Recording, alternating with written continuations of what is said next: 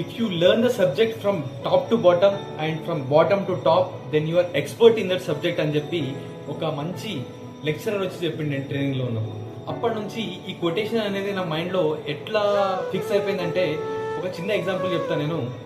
Indian national movement, 1905 partition of Bengal, 1906 Muslim League, 1907 Surat split, 1909 Morley Minto reforms, 1911 Delhi Durbar, 1913 Ghadar party, 1916 home rule movement, 1917 Champaran Satyagraha, 1918 Kheda Satyagraha, 1919 Jallian Walabagh and Rowlatt Act, 1923 Swaraj party, 1930 first round table conference, 1931 second round table conference, 1945 cabinet mission plan, 1947 ఇండియాకి independence వచ్చింది. It's 15th August.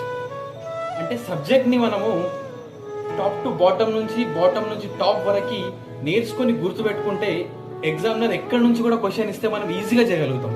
So ఎప్పుడు కూడా subject నేర్చుకున్న తర్వాత revision ఎక్కువ చేయండి. So 100% ఇట్లా చేశారంటే జాబ్ మీదే. ఇట్లాంటి టిప్స్ ఇంకా కావాలంటే follow to my channel or subscribe to my channel. It's your Biradar Satish.